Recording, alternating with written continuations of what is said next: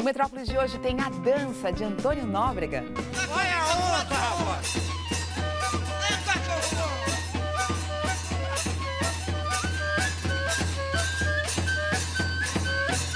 A retomada da história no Museu de Arte de São Paulo.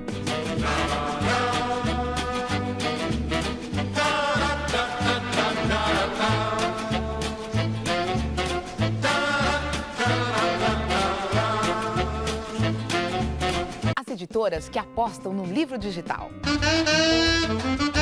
A única maneira que se tem para bater de frente com uma grande editora hoje é no digital. No digital as coisas se equiparam.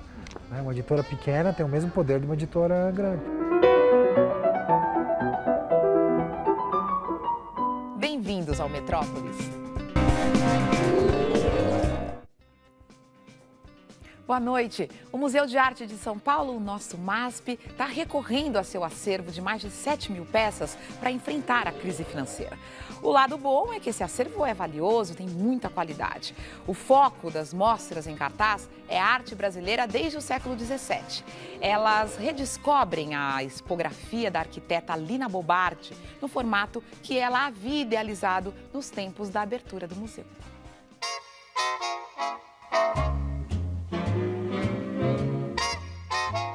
Pouco a pouco o museu está recuperando aí, né, os projetos originais da arquiteta Lina Bobardi, né, e até resgatar os clássicos cavaletes de vidro. Qual que é a ideia? A ideia é também uma reflexão sobre o MASP, sobre o acervo. Este é um ano dedicado aos acervos do museu. 2015 nós vamos fazer apenas exposições com obras do nosso acervo.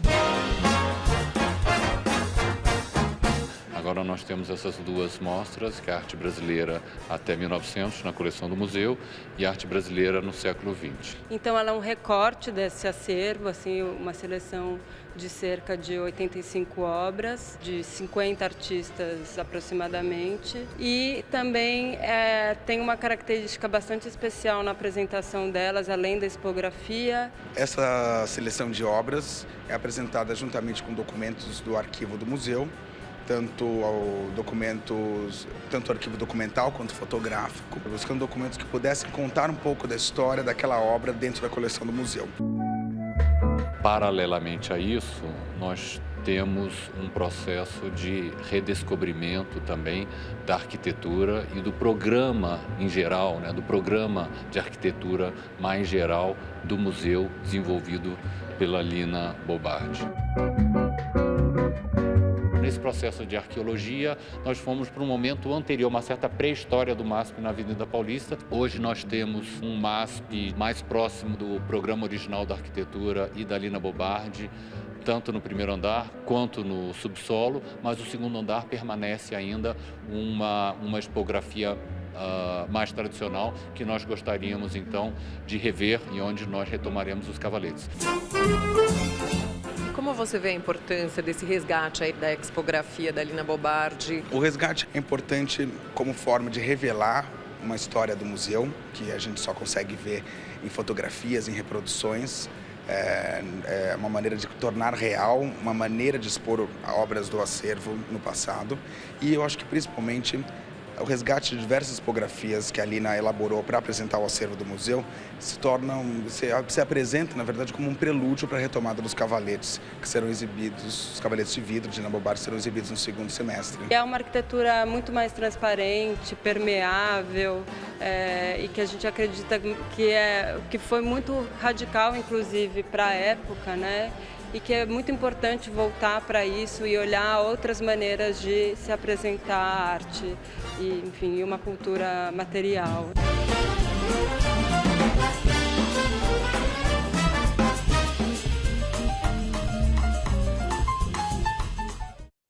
Literatura. O mercado de e-books cresce a cada ano e mais do que versões digitais dos livros, começam a aparecer as publicações exclusivas para meios eletrônicos. A E-Galáxia é uma das editoras que aposta no digital. Além do suporte editorial, eles têm o papel de mediadores entre o autor e os profissionais do livro.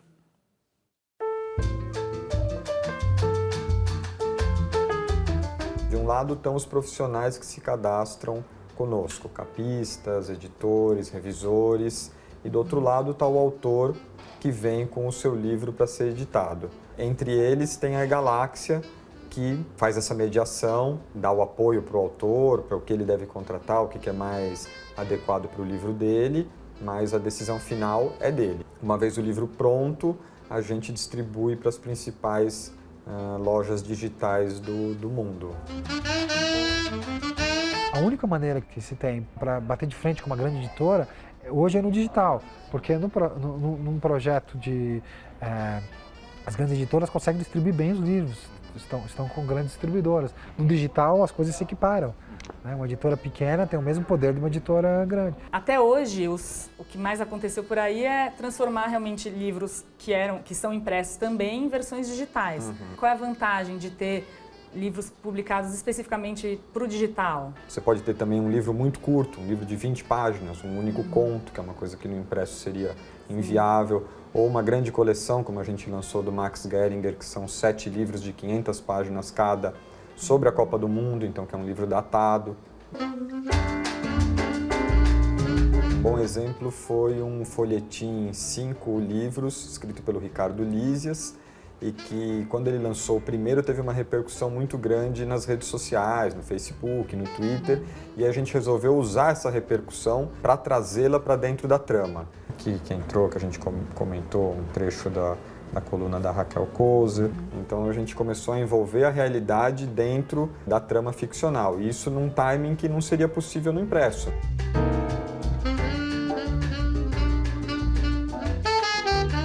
Outra vantagem ou possibilidade com o digital é a atualização do livro. Então, um ano depois de lançado, o livro do Zeca Camargo ainda estava vendendo bem e ele se animou em fazer um novo prefácio, agora que ele fez 51 anos. Então, ele escreveu esse novo prefácio e a gente, com muita facilidade, atualizou o livro nas lojas, e as pessoas que já tinham comprado são avisadas de que há uma versão nova para ser baixada, sem custo nenhum. O que a gente fez foi perceber que chegou a hora do digital e que a gente achava que abria uma série de possibilidades além de você só transformar um arquivo para uma editora. Agora você pode editar um livro por um custo muito baixo e ter uma distribuição extremamente eficiente com o digital.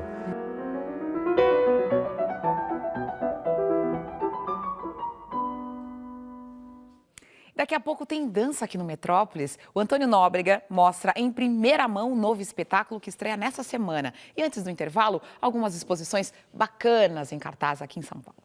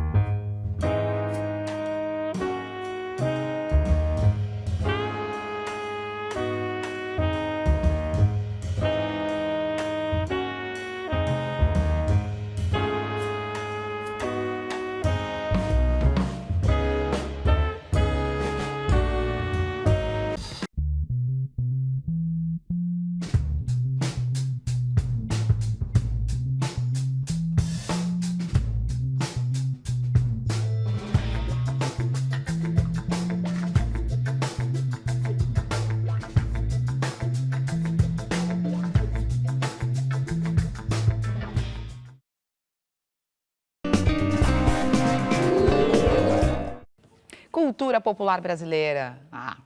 No Metrópolis, sempre bem-vinda.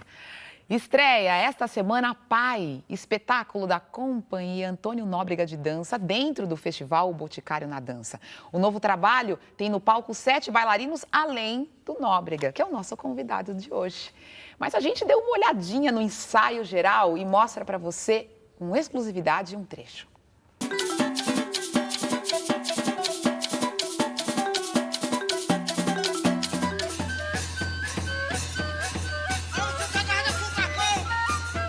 Corre, senão não usa mais o cartão! Olha só, Nóbrega, muito obrigada pela presença aqui no programa. Obrigado também, digo eu. Esse espetáculo novo demorou muito tempo para gestar essa gestação ou foi rápido?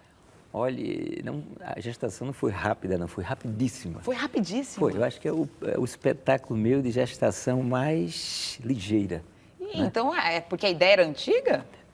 Não, que de certa forma a ideia vinha se alimentando há bastante tempo, né? Mas eu tive 3 meses, voltei 3 meses exatamente de montagem para o espetáculo. Né? Essa ideia que estava se alimentando, a história do pai. Por que você resolveu falar desse pai na dança? Então, você veja, esse é o 4º espetáculo que eu dedico à dança e quase que ele fecha um ciclo, né? Provavelmente você já deve ter ouvido falar que eu tenho muito essa preocupação de sistematização de uma linguagem brasileira de dança a partir das matrizes populares, né? Do mundo matricial popular. O que quer dizer, basicamente, do mundo materno da cultura brasileira, né? Matriz, né? É a palavra que tem esse significado, né? Dessa vez, além de tentar avançar nesse campo dessa sistematização, eu quis trazer um tema, uma reflexão, né? E a minha reflexão, que é dentro do próprio, da natureza do que eu faço, né? Onde é que está, por exemplo, a presença masculina no mundo da dança brasileira, né? Eu procuro extrapolar essa questão no sentido seguinte, onde é que o arquétipo do pai está presente na cultura e mais, né? Sem ser presunçoso, na civilização brasileira. E a impressão que eu tenho é que a gente tem um pai desorientado. É um pai meio ausente também? Não, por um lado, é meio ausente, né? Mas eu acho que é um pai pouco coletivista, né? Um pai corporativista, não cuidador, né? Ele deixou tudo isso para a mãe. Você veja, as representações do masculino no Brasil, por exemplo, para a classe política, é uma representação dela. É verdade. Né? E você veja a atitude, o modus de ser da classe política brasileira, corporativista, né? Fechada dentro de si mesma, né? Quer dizer, como se ela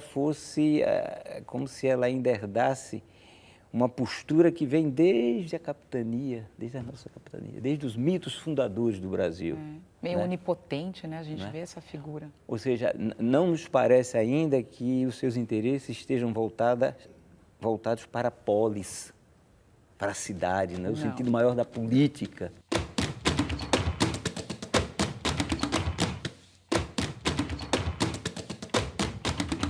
É o meu único espetáculo, talvez, em que eu me coloco muito por inteiro dentro do espetáculo, porque o espetáculo é pontilhado por lembranças da presença paterna na minha vida.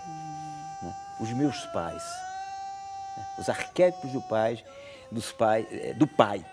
que estiveram presentes na minha vida. E, curiosamente, esses pais me trouxeram a ideia de cuidar do feminino. E no palco a gente vê você com esses 7 bailarinos.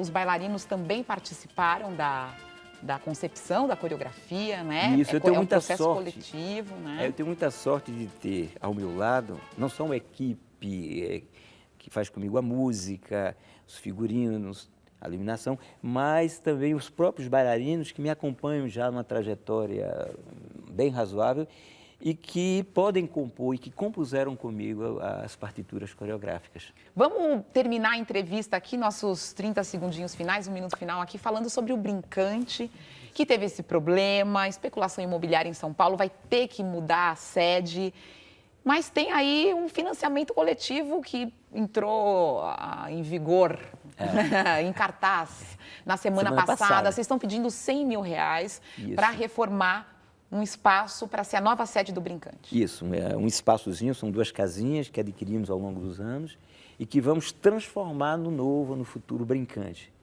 né? Então, precisamos disso, então, de uma cooperação coletiva, né? E estamos muito otimistas, né? Porque a campanha que precede a essa foi muito boa, né? Houve uma sensibilização muito grande, eu diria até do Brasil mesmo, É verdade. né? E acreditamos, então, que isso vai, então, levar para que essa segunda rodada também seja vitoriosa. Muito bem, muito obrigada pela sua presença, Tá viu? certo, eu agradeço também aqui, viu? E não se esqueça, apesar de todo esse arruado de ideias que eu falei sobre o pai, o espetáculo é um espetáculo que, como sempre, dentro daquilo que eu faço, conserva aquele espírito de festa, de celebração, e que sem isso não tem espetáculo que se sustente, né? Não tem. Mas a gente percebeu pelas imagens, percebeu. Muito obrigada, boa estreia para você, Antônio Nóbrega. Tá bom, obrigado também. E a Companhia Antônio Nóbrega faz parte da programação do Festival O Boticário de Dança, que começa amanhã no Auditório Ibirapuera. 5 dias para ver importantes companhias nacionais e internacionais. A terceira edição do evento acontece simultaneamente em São Paulo e no Rio de Janeiro. A terceira edição do Festival O Boticário de Dança abre a programação em São Paulo com a performance do bailarino Israel Galvão, da Espanha, e do coreógrafo Akram Khan, de Bangladesh.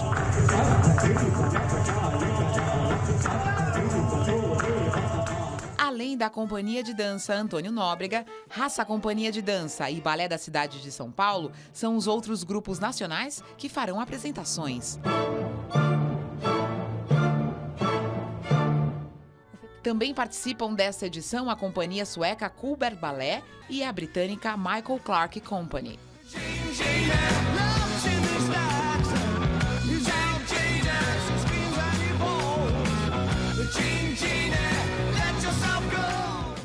E tem mais, nós separamos atrações culturais que rolam no estado de São Paulo para você dar uma olhadinha antes do intervalo.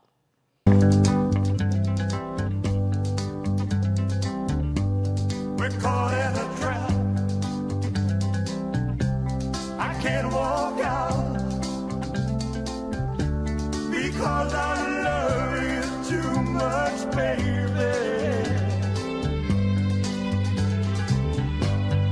Why can't you see?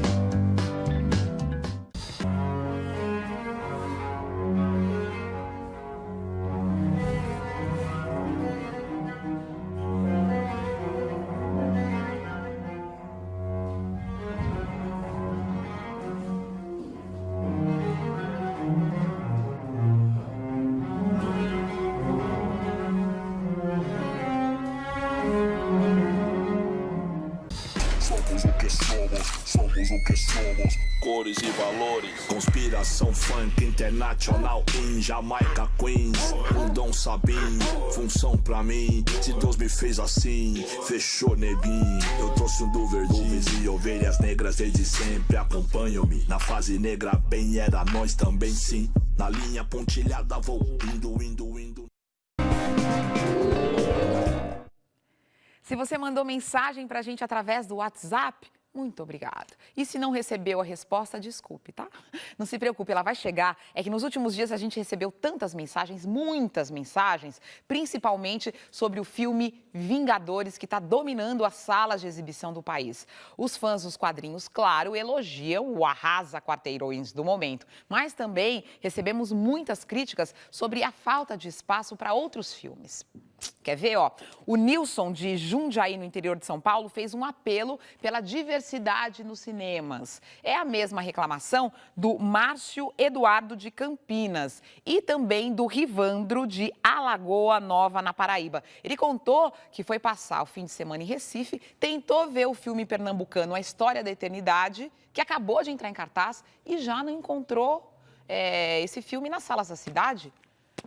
Disputa desleal, né? Você passou pela mesma situação? A discussão é boa e nessa semana a gente vai ter um debate sobre os filmes que concentram a exibição no Brasil. Então, participe através do WhatsApp. Nosso número é 11 97673 15h40. E você pode se comunicar com a gente por diversas formas. A gente está no Facebook, está no Instagram, está no portal cmais.com.br. Opção é que não falta. Você viu o filme Caçadores de Obras-Primas, sucesso do ano passado, dirigido por George Clooney? O longa foi baseado em uma história real, os chamados Monument Men, que era um grupo formado durante a Segunda Guerra Mundial para salvar obras de arte das mãos do nazismo. A busca pelas peças desaparecidas, muitas de grandes mestres da história da arte, continua até hoje. Nesta terça-feira, 5 delas foram enviadas de volta para os verdadeiros donos na Alemanha. São 5 pinturas que o Departamento Americano de Estado devolveu ao governo alemão. 3 delas estavam escondidas em uma mina de potássio.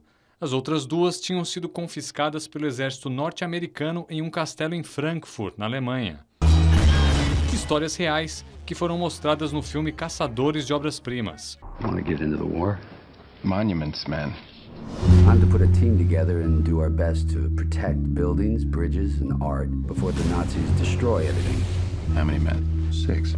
Jesus. Well, with you at 7. That's much better. Em busca de obras de arte que os nazistas tomaram de museus e colecionadores particulares, esse pequeno grupo de especialistas em arte vasculhou a Europa a partir dos últimos momentos da Segunda Guerra Mundial. Até hoje, eles seguem rastreando obras desaparecidas. We are still researching our way through hundreds of leads that we've received. It's very, very time-consuming work, but happily we're here today to discuss 2 of the successes that have come to fruition, these 2 discoveries involving 5 paintings that will now be headed back to Germany. Tem clipe novo da Nação Zumbi na internet?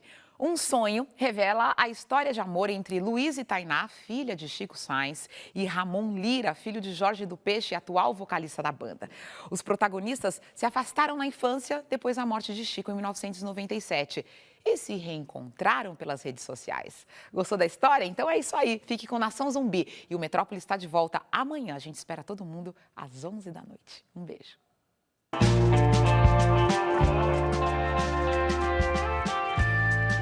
Estão comendo o mundo pelas beiradas, roendo tudo, quase não sobra nada. Respirei fundo, achando que ainda começava um grito no escuro, um encontro sem hora marcada. Ontem eu tive esse sonho, nele encontrava com você.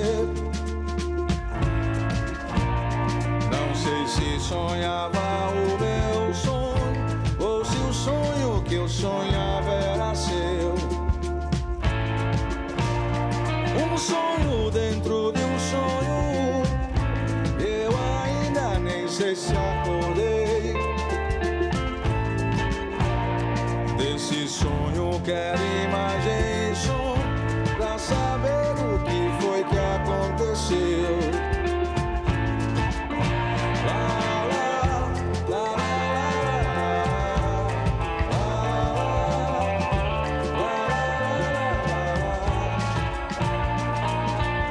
Hoje de manhã eu acordei sem imagem, sem som. Estão comendo o mundo pelas beiradas, roendo tudo, quase não sobra nada.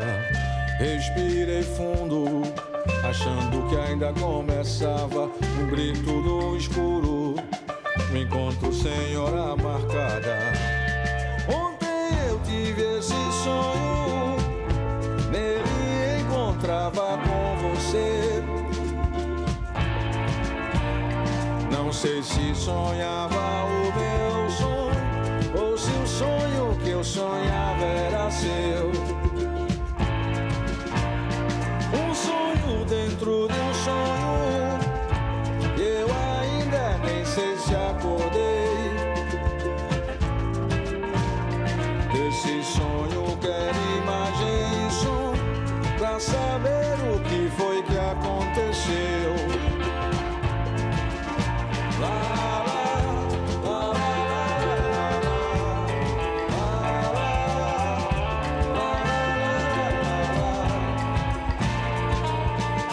Hoje de manhã eu acordei sem imagem, sem som.